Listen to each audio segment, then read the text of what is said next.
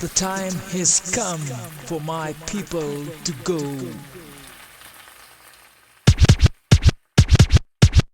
I'm not a queen, I'm a servant of the people. I'm not a king, I'm a servant of the people. It's what the people demand, and we gonna keep fighting till we get that land. I'm not a queen, I'm a servant of the people. I'm not a king, I'm a servant of the people. It's time to rise, to get what we want, we got to organize. Greetings and welcome everyone to another episode of the Pantsula podcast. We hope that you are in your highest state of mental, physical, and spiritual health, wherever and whenever you are listening. My name is Jesse, and I'm here with Comrade Sadiq to welcome you to another episode of the Pantsula podcast, brought to you by the All African People's Revolutionary Party. The A-APRP was founded by Kwame Nkrumah in 1968, and we are based in Africa. And we are a mass Pan-African organization with the objective of the total liberation and unification of Africa under scientific socialism. If you have any questions about what this may mean, you can head over to our website at aaprp-intl.org. You can also leave a comment on this video with any questions or concerns or criticisms that you may have, and we will get back to you. And we want to thank you again for taking the time to listen. And as with every episode, we take the time to acknowledge our ancestors because we understand without them, there would be no us. So, Comrade Sadiq, who are the ancestors we are honoring today? So, one of the two ancestors that we're honoring today is Aidoo. She was a Ghanaian author, poet, playwright, and academic. She was also Secretary for Education in Ghana from 1982 to 1983. Her works of fiction particularly deal with it. Her first novel, Our Sister Killjoy, was published in 1977 and remains one of her most popular works. It is notable for portraying a dissenting perspective on sexuality in Africa and especially LGBT in Africa. Aidoo was appointed Minister of Education under the Provisional National Defense Council in 1982. She resigned after 18 months after realizing that she would be unable to achieve her aim of making education in Ghana freely accessible to all.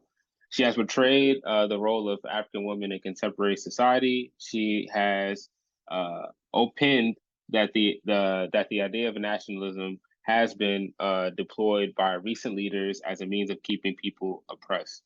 She has criticized those literate Africans who profess to love their country but are seduced away by the benefits of the developed world.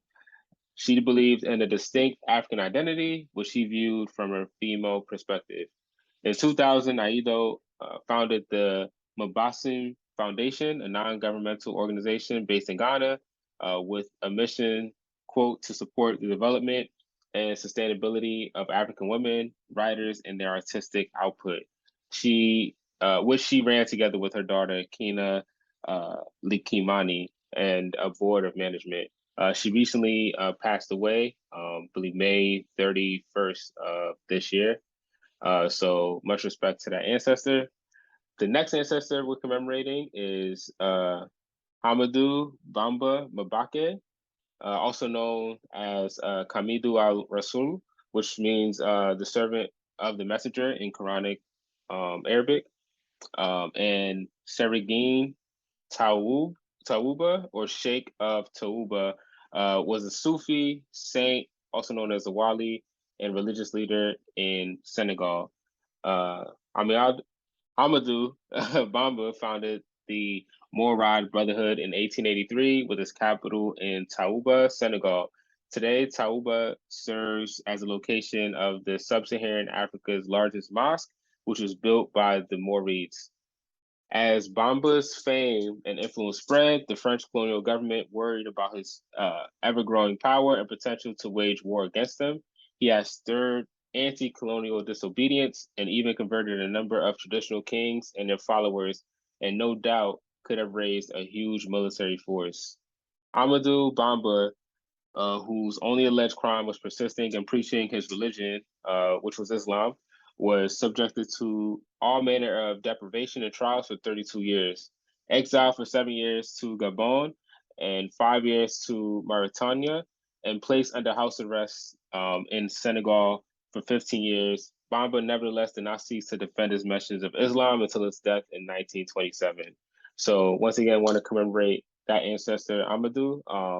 And like we say in all episodes, much respects and gratitude to our ancestors for the struggle that they've waged and the paths that they laid out for us to do what we do today. Yes, indeed. We definitely honor those two ancestors. Every week we, again, honor our ancestors because we know the importance of the work that's been done by folks that has come before us. And speaking of honoring, we also want to take the time to apologize as the last 2 weeks we did not have our Pantsula podcast due to scheduling conflicts, but we're here today and we're going to talk about what we wanted to talk about the last week, which is ALD, which was just celebrated, African Liberation Day. We talk about this holiday all the time because it's quite frankly one of the only holidays as a Pan-Africanist and revolutionaries that we acknowledge and celebrate because we understand the importance of Africa being liberated. And, you know, between all of these other capitalist holidays, the last one being Memorial Day, that was just last Monday, we look at African Liberation Day every year. We look forward to it because we understand the importance of programs designed to shed light on our mother Africa and all of the accomplishments and all of the struggles that Africa is facing. We are here to remind you all that there's a reason to celebrate, there's a reason to be engaged, there's a reason to read up on what's going on. Even though African Liberation Day has passed, I think every day we put our focus on Africa because we understand that imperialism and neocolonialism must be destroyed. That was the theme of this year. Africans stand ready for revolution. Imperialism and neocolonialism must be destroyed. And I think a lot of us, when we're talking about the problems in our lives, we can point to capitalism, of course, we can point to imperialism and neocolonialism and just violence that comes being in this state of affairs with capitalism. But we have a solution, and that solution is to organize and to consistently educate ourselves so that we are not led astray or so that we don't feel nothing can be done, because we have seen that things and work is being done in the name of justice and in the name of liberation. And so we wanted to just take this time to talk about ALD.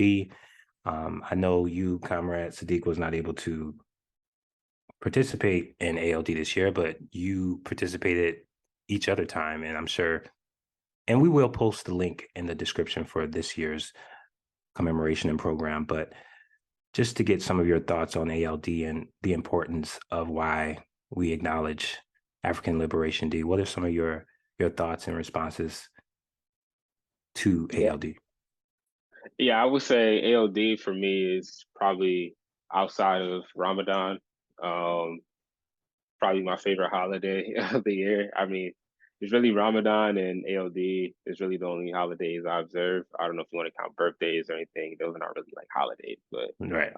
maybe, you know, also Black August. That's actually another one. Oh, But sure. ALD is, Yep. yeah, ALD is definitely up there. Pan-African Women's Day, that's coming up too in Pan-African July. Women's Day for sure. Yeah.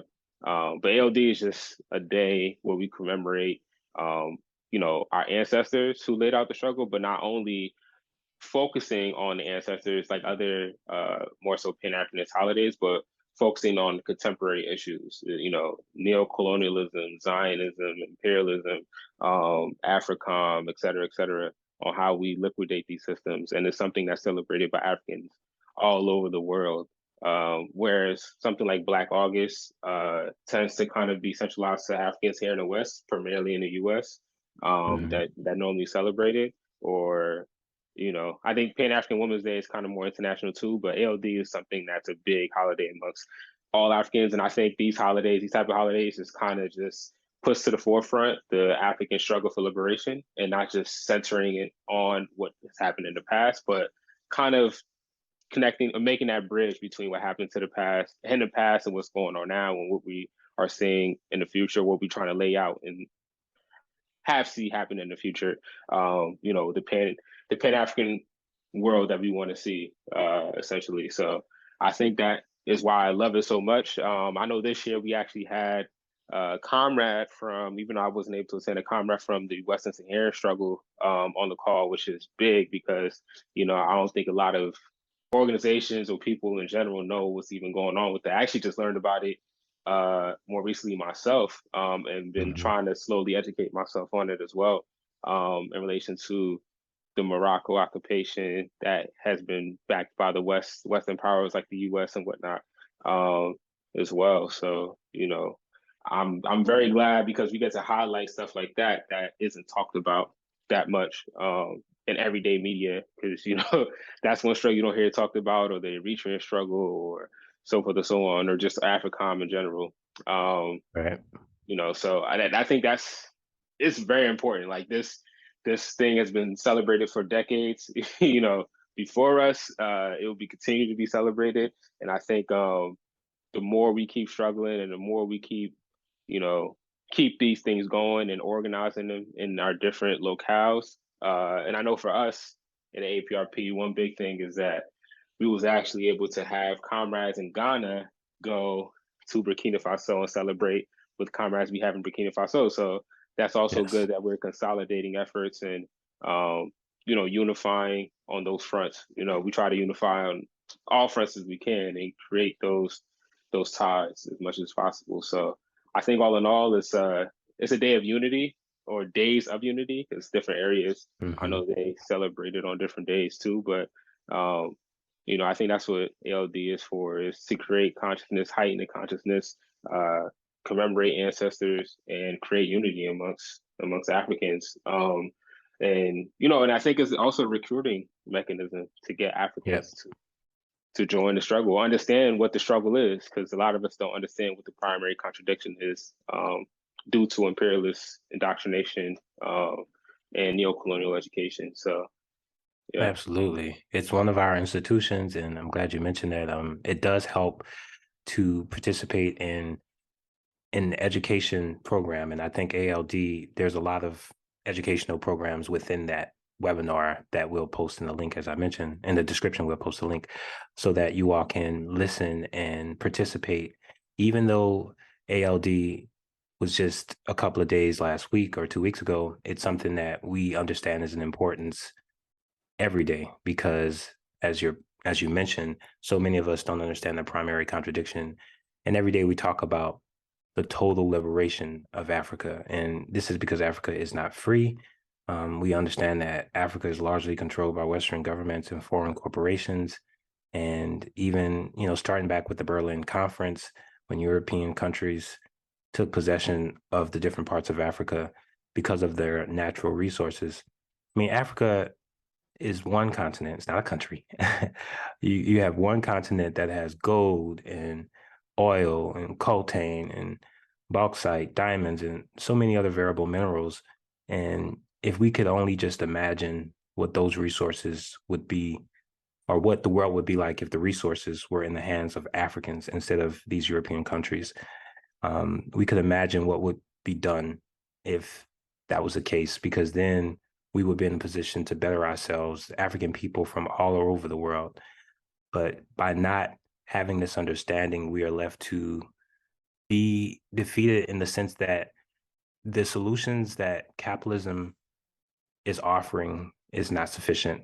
All of what capitalism suggests is that we just take a bite of the crumbs that they left over, the crumbs from imperialism, the crumbs of capitalism. And we understand that that's not enough. And our people, African folks, colonized folks all over the world, we must resist the degradation of neocolonialism, which we've talked about in other episodes. But just the idea that even if the slave master isn't there, but they pick someone that look like you, that has the same interests, serving the same interests of the colonizer, that's not going to get us anywhere.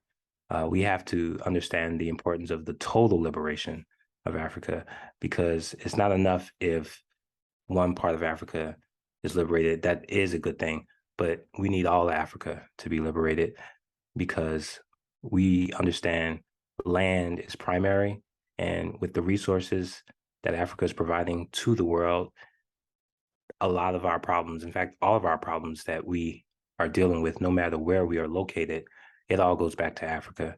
And I know just participating in ALD this year, and even my first time participating, I was just inspired, and I'm always inspired to look at the work that's been done among comrades that are aware of the situation, because of course this is not something you're going to see on CNN. This is not something you're going to see on Fox News. This is not something you're going to see on TikTok or any other social media platform, because that's not their objective, is to not remind us. Their objective is to keep us under the illusion that things are okay and that nothing is being done. But we understand that things are being done every day to change the situation, and we have to connect with that. We have to understand that the divide and conquer strategy is very old. It's been something used by the oppressors for a long time. And we have to connect with what's going on in Mother Africa and also what's going on here. None of those things that are domestic are divorced from the international reality. Exactly. And I think this is the event that highlights everything you've stated, especially to the latter part, what you said, in relation to highlighting the struggle that, connecting the struggle, I should say, that's happening here in the West and amongst Africans on the continent, and wherever Africans are, right, essentially. And I think that is the important thing. And I've been on, like you stated before, on other ALD calls, and we've had people from different parts, Africans from different parts of the world come in and chime in, solidarity statements from places like Cuba and whatnot, Right. hop on the call, and it's a beautiful thing, man. It goes to show, like, especially for those people who don't know what to do, and they come across information, they're learning about imperialism and they're learning about Pan-Africanism, and they show interest, but they feel isolated because they may not be, in an organization, or some people who just joined the organization and, they feel frustrated and feel like, oh man, we're not making progress in this one place. And, we're the only ones really struggling in our respective locale. There's not a lot of us. When you join those calls, it kind of boosts your spirit, and it shows you that there's other people on the ground doing the work. It kind of puts at least it does for me, it puts the battery in your back, like, Absolutely. all right, okay, like, they understand what we're going through. They're struggling the same way. Like, they have the same contradictions or similar contradictions. Like, all right, okay, now let's get to work. Like, let's solidify our ties and you know have more cohesion amongst each other, amongst ourselves and the other Africans struggling throughout the Pan-African world to help liberate Africa. And even if they're not, you know, predominantly African country or whatnot, or part of the said Pan-African or the African diaspora, we can still, work towards similar objectives, whether it's socialism or whatnot, or fighting against imperialism, essentially. So, yeah, man, I think people in some ways underestimate the importance of these type of holidays. But at the same time, you have those crowds of people who say that, we talked about this earlier on our work study call, who are like, oh, I'm not political, but then 4th of July comes around, they're waving around flags, they're Waving talking the about flag. how this is a great country, or Memorial Day comes by, it's like, oh yeah, let's honor our service people. Those are all political statements, believe it or not. Like, you're politically, whether you know it or not, you're advocating for settler colonialism, genocide, and everything that comes with the foundation of the country. The enslavement and colonization of African people here. So yeah, it's something Yeah, that I mean, you will have to come to grips with, essentially, if you're out here claiming that, oh, you're not political at all, or thinking that you're doing something harmless by celebrating these holidays or waving these flags, and whatnot, and saying, yeah, making statements as you're making the same statements as the colonizer, is saying, like, yeah, this is a great holiday and the foundation of fabric of this country is so great, and I want to live the American dream, blah blah blah. Even though the American dream is based on the subjugation of the global South and your own people. So at the expense of that, that's nuts to me. see, So people don't hear that. That's just like, that's when you hear, oh, that's too deep. Oh, it ain't that deep. right? Yeah. And we talked about that today in our work study too, how just the depth that one is willing to explore, which is not far at all, because a lot of us, when we're hearing conversations or when we are engaged in these conversations, a lot of us are very easy to deny the impact of capitalism and imperialism. And we are led to believe, based off of the propaganda that's so rampant, that everything that's happening is an individual problem, that it's not a structural or a systematic issue. And therein lies the confusion, right? I mean, these holidays that capitalism supports is all designed to have folks spend their money. It's all designed to have folks feel like they have to do something more instead of uniting with the primary objective to really solve this situation we're in. The objective being, we need to fight for something better. We need to fight for socialism. We can't work with capitalism. We can't work with these systems that deny our ability to exist, deny our humanism. Just everything that this system promotes is to uphold the status quo, which we understand to be a continuation of capitalism and imperialism. And without the knowledge of how this confusion is propagated, we continually perpetuate it. And I think by participating in a program like ALD and just so many other programs that exist, and this is, again, ALD is our institution, just like any of these other holidays are institutions from capitalism, except this one is one that encourages us to really pay attention to what's going on and to connect these pieces and to not feel like work has not been done or that work can't be done. We have to look at what's constantly being done, and we don't have to be afraid. We don't have to feel like we're unable to learn about these things. I mean, the reality is we're in a time now where everything is just fast paced. We're getting information from left to right, up and down, so many different people speaking. But that's why it's important. We always address in every episode and all the time we're talking to folks is to join an organization, right? Like to not exist in a vacuum, but to join in from all parts of the world, wherever you are, understanding that we have to do something about the situation, because this is something that's been happening since we've been born. Our parents have dealt with it. Our grandparents have dealt with it. Our great-great-grandparents have dealt with it. The enemy of humanity is capitalism, imperialism, neocolonialism, all these enemies, Zionism, and all of these things that we are led to believe doesn't really have any impact on us, because if you're living in, the belly of the beast, you might think, oh, well, I'm just trying to pay my bills. And that's what capitalism has a great job at doing, is making us work so hard that we're not even encouraged to fight on the behalf of others, because we're so worried about how we're going to survive. But we know that if no African is free, or if one African is quote unquote free and no other African is free, then none of us are free, right? Like, it's not enough for one person to have all of the money or to have resources if the majority of us are struggling, and if the majority of us don't have those resources. It's not enough for just one person. We have so many of us, we live all parts of the world. We're scattered all around the world, and our problem and our enemy is the same.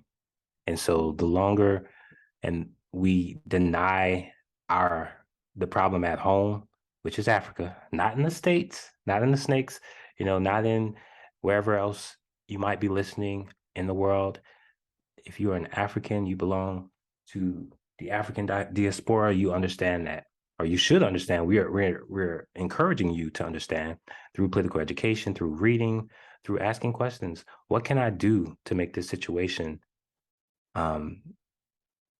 so we can make the situation better? What can we do? And as we always say, we got to organize. We have to be educated. We have to connect the pieces that we're given to make this world a better place. And that comes through following in on our objective, knowing what scientific socialism is, because a lot of us, there's a lot of denial of socialism. People acting like socialism ain't something Africans can utilize, even though that's something Kwame Nkrumah has talked about, Amilcar Cabral has talked about, Secretary. I mean, we understand socialism is not a white European thing, But there's a lot of confusion out there to keep people under the illusion that socialism isn't something that's doable, when we understand that that's not the case. We could definitely see movements wherein socialism is at the spearhead and is causing change. And we got to do some reading, y'all. We got to educate ourselves so that we can celebrate the advances and notice when the changes come up, because they're constantly changing things so that we're just outside of where we need to be. And where do we need to be? We need to be in a collective, organized mindset. We may not have the same strategy, but our objective should be the same, which is to eliminate all foreign dominance from Africa. And man, and just you talking about all those things that's needed, right? Like political education, and whatnot, right? Like, what better place to get that at than ALD? Like, you get on these calls and you hear these people who are literally, most times than not, have been on the front lines, have been in the struggle, knee deep in the struggle, know what it takes. People from liberated zones, contested zones, and whatnot, are giving you the insight and the political education right there. We listen to imperialist media all day and want to, talk from their viewpoint. How about we, also hear from the viewpoint of the people actually struggling against these imperialists, fighting for justice, and hear what their viewpoint is, if you're really going to have an objective viewpoint, unless you're going to just be one-sided and listen to what your enemies or your people have to say all the time and just go from what they say, and whatnot. And like you said, like, it's all about getting the information and learning, but I will also emphasize like getting the right information too, or Right. learning how to disseminate from information and learning how to read both sides, understand both sides, as well. And once again, I think ALD is a perfect place to get the other side.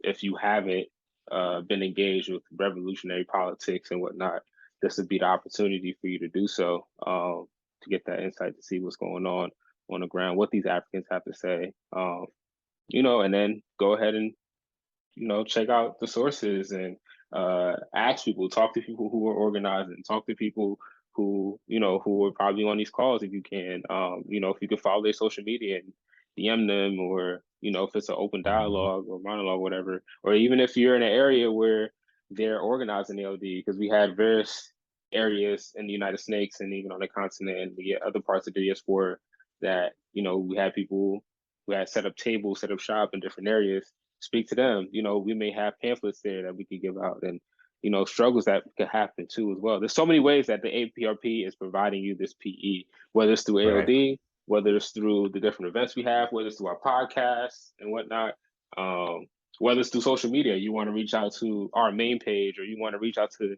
a comrade, in APRP, whatever, and have struggle. Like, there's so many ways. So, if you know about the A-APRP, there's no reason why you're not trying to you're not getting the political education. There's really no excuse, because you get it from so many different ways from us.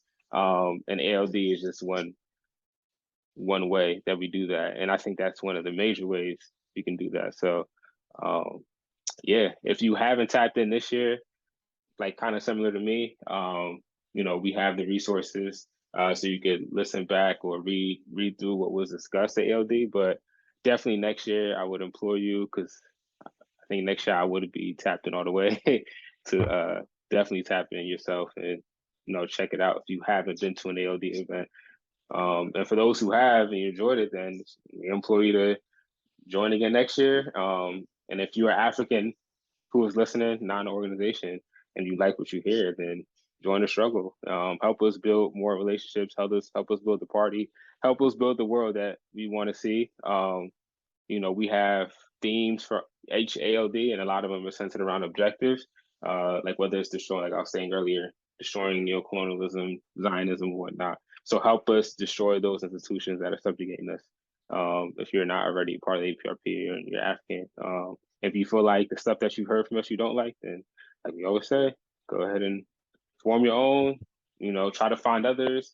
There's Black Alliance for Peace. There's people's programs. There's Build More Unity. There's Malcolm X grassroots movement. There's a Republic of New Africa. There's so many other plenty other organizations. They all are not Pan-Africanists or whatever, whatever you think you believe in, go ahead and join it. But yeah.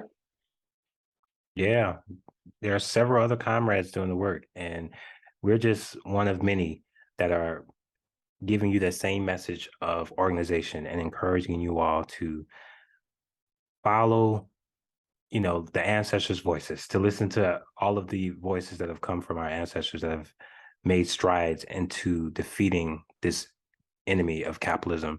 And again, we want to remind you that there are people doing the work, and you can follow up with them. You can follow up with us, and figure out what your capacity is. Not everyone is able to do all things because of their strength level, but if it's just a matter of you joining a meeting just to see how these meetings go, or making calls, I mean, there's something you can do.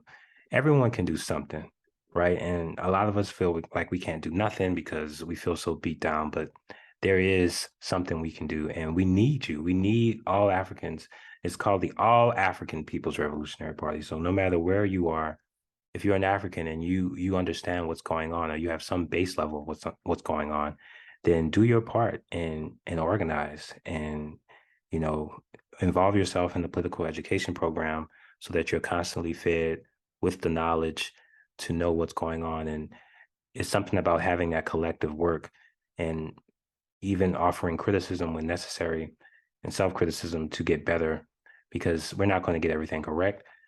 And that's okay, because this is a protracted struggle, but we need all hands on deck. And so this episode was just to remind you all, since we weren't here about 2 weeks ago, about ALD. You can still check it out. You can still engage in the programs and read about why we do this work. And as I mentioned, there are several other comrades doing the work. So be sure to check out our Ancestors' Voices and the weekly Pan-African News, the Forward Ever podcast on Spotify. And we also encourage you all to support our Forward Ever shop on Etsy, where you're able to wear with no despair, a call to revolutionary action. And we also want to remind you that this is going on. It's going to keep going on. We're not going to stop, because capitalism is 24/7.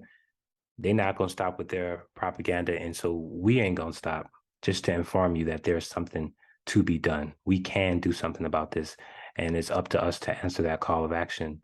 Comrade Sadiq, you have any more thoughts on this episode? No, yeah, no, I think you said it all, and I kind of said it all to myself earlier. We say it every episode, doing the organization fighting for justice. Appreciate y'all tapping in. And look forward to having y'all on the next episode if possible. Absolutely. So we say, as we always say, forward ever, backwards never. Forward.